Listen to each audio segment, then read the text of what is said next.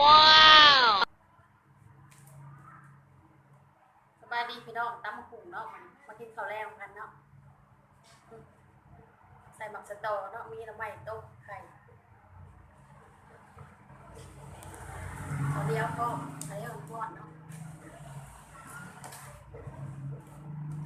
ร้อนลายยายหักใส่มือมันจับแซ่บ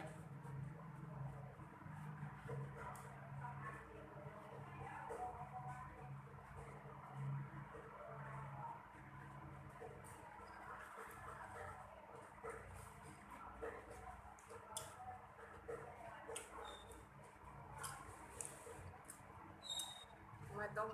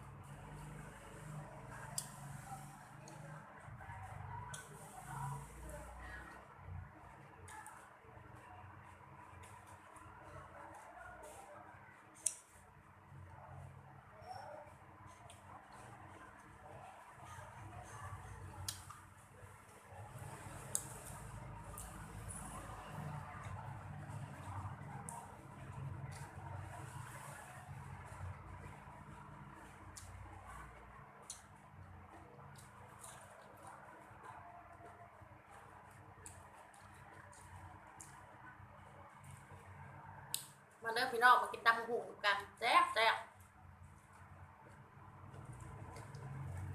ตำหุงยำแรง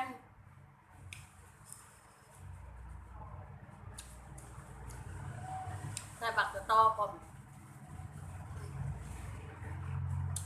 ตอ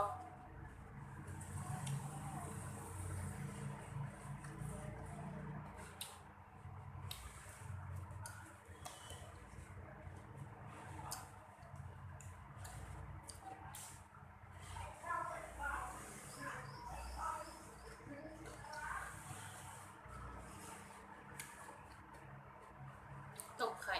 พอดีเป็นยำหมักดุม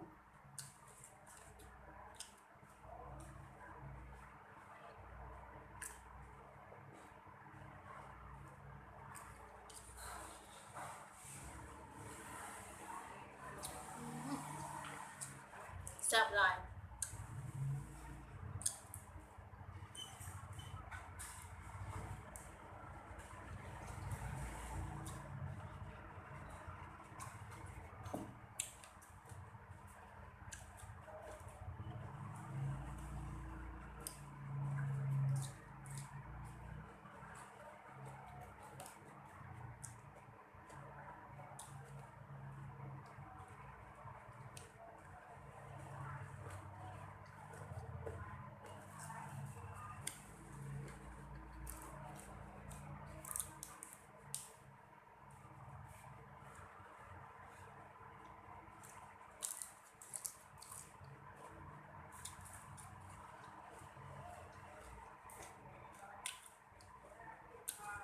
จิกตอนปลางามๆแล้ว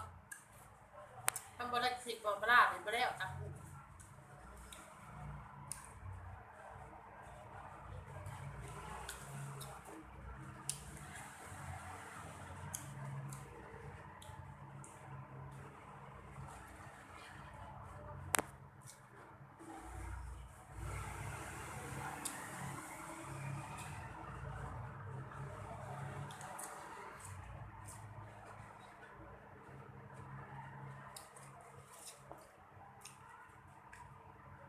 น้ำแดงโซดาบางนาเผ็ดเองเนาะ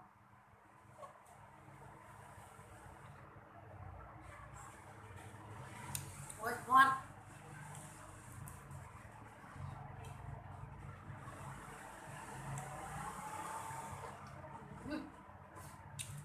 ทั้งเผ็ดทั้งแซ่บน้ำมัน